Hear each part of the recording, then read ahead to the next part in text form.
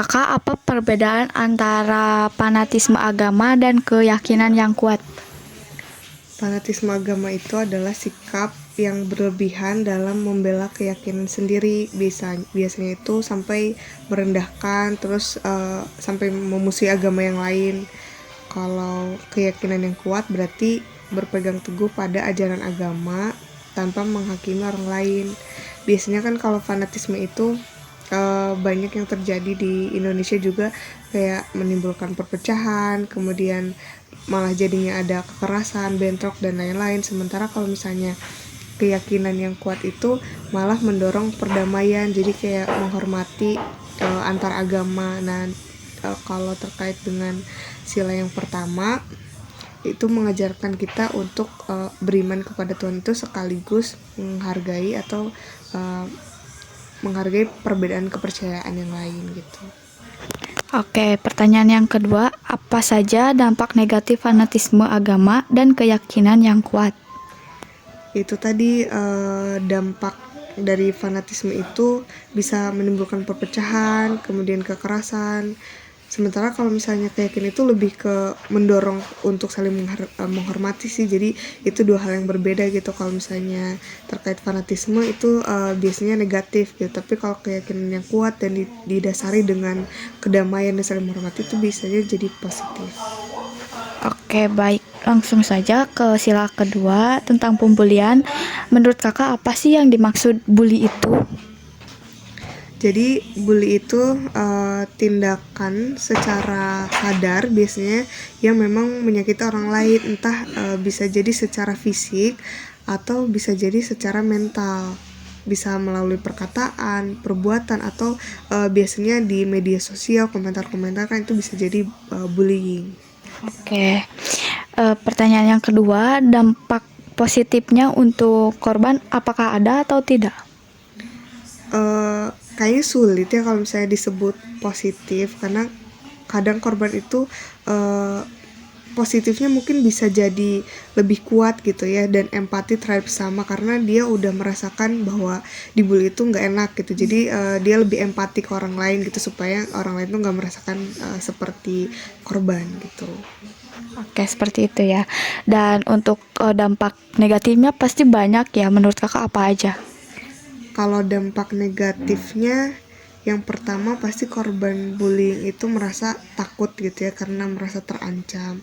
Kemudian karena dia dibully misalnya dikatakan hal-hal yang negatif, itu biasanya dia jadi minder. Kemudian pikirannya juga bisa jadi stres, atau bisa jadi sampai kehilangan semangat hidup gitu. Banyak korban bullying yang terjadi sampai dia itu meninggal gitu ya, atau bunuh diri karena tidak kuat karena dia selalu dibully gitu. Ada juga contoh yang kemarin gitu ya, terkait dengan korban bullying itu, yang di universitas apa ya itu, Udayana. nah itu Udayana itu kan karena efek bullying gitu, dia sampai stres padahal anaknya baik dan lain sebagainya, cuman karena lingkungannya yang membuli dia tidak kuat sehingga dia jadi bunuh diri. Dan itu banyak sekali negatifnya gitu dari pembulian gitu.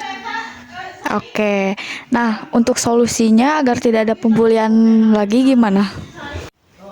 Nantinya itu agar tidak dibully berarti kan pertama kita harus bisa menumbuhkan sikap saling menghargai, berani melapor. Terus kita juga harus memperkuat solidaritas sesuai dengan Pancasila yang kedua, yaitu kemanusiaan yang adil dan beradab. Oke, ke sila ketiga tentang tawuran antar pelajar.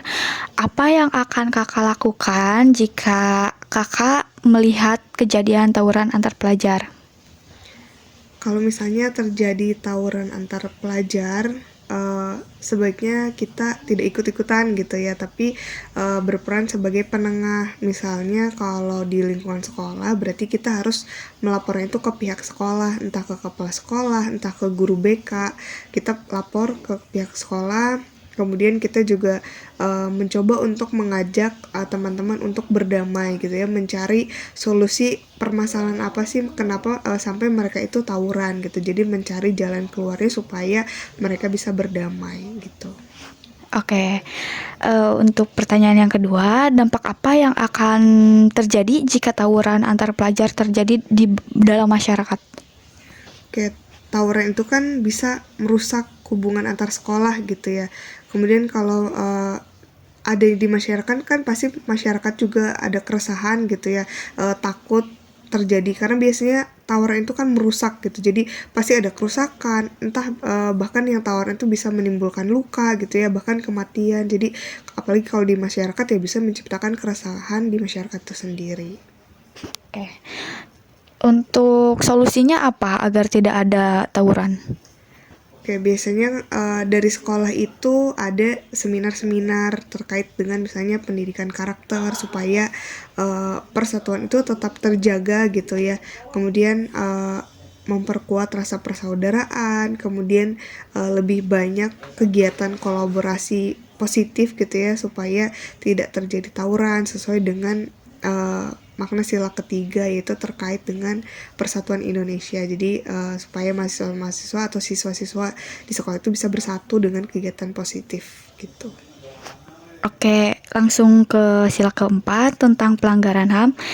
Apa yang dimaksud pelanggaran HAM menurut kakak? Pelanggaran HAM-HAM itu kan hak asasi manusia gitu ya. Berarti kalau misalnya pelanggaran hak asasi manusia itu adalah tindakan yang memang merampas hak dari seseorang gitu. Misalnya entah dalam segi keamanan atau misalnya dalam segi keadilan atau dalam segi kebebasan. Itu kan pelanggaran HAM gitu. Oke. Dampak apa jika HAM tersebut dilanggar? Dampaknya apa? Oke, banyak dampaknya karena kan tadi HAM itu tadi ya merampas hak dasar. Jadi kalau misalnya HAM dilanggar itu bisa jadi nanti masyarakatnya itu kehilangan rasa aman gitu ya. Atau misalnya karena HAM terkait kebebasan itu dilanggar, berarti kan nanti tadi kehilangan rasa aman, kemudian kepercayaan terhadap hukum juga akan menurun gitu kalau misalnya hak asasi manusia dilanggar. Untuk solusinya apakah ada, Kak? Sebenarnya ada untuk solusinya, bisa jadi kalau misalnya terkait dengan pelanggaran HAM, berarti kan harus menegakkan keadilan itu entah misalnya melalui musyawarah, kita harus juga menghormati pendapat orang lain, kemudian memperjuangkan hak secara damai gitu. Biasanya kan kalau di Indonesia itu kan ada hukum gitu ya. Nah, supaya tidak ada pelanggaran hukum, biasanya tidak ada pelanggaran HAM, biasanya nanti orang itu tuh dikenai hukum gitu sesuai dengan undang-undang supaya tidak terjadinya pelanggaran HAM gitu. Itu juga untuk memperjuangkan hak gitu ya sesuai dengan sila keempat gitu ya, kebijaksanaan dalam permusyawaratan atau perwakilan. Oke. Untuk yang terakhir tentang bantuan sosial ke sila kelima, menurut kakak siapa aja sih yang dapat menerima bantuan sosial? Bantuan sosial itu kan biasanya udah dikasih tahu gitu ya dari pemerintah itu untuk masyarakat yang memang miskin, kemudian masyarakat yang sudah lanjut yang lansia gitu ya, kemudian penyandang disabilitas atau korban bencana. Nah, itu biasanya pemerintah memang sudah memberikan informasi terkait bantuan sosial tuh untuk siapa gitu. Oke, pertanyaan yang kedua, yang terakhir, Kak, saran kakak agar penerima bantuan sosial ke orang yang tepat gimana? Kan suka ada tuh yang menerimanya tuh gak tepat, kayak yang mampu tapi menerima gitu. Oke, berarti supaya bantuannya tepat sasaran, itu kan berarti pemerintah itu harus melakukan pendataan yang jujur, kemudian masyarakatnya juga harus jujur gitu ya. Kalau misalnya memang sudah mampu, ya berarti harus segera melapor gitu supaya nanti bantuan sosialnya itu tepat sasaran. Jadi biasanya kan pemerintah itu nggak mungkin ngelis satu-satu, jadi biasanya nanti tuh diturunin gitu ya, kayak misalnya ke RT RW, jadi RT RW-nya langsung melihat kondisi lapangan dari masyarakatnya itu sendiri gitu. Cukup, Kak? Udah cukup Oke, terima kasih kakak atas jawabannya, sangat membantu. ya, sama-sama. Ya.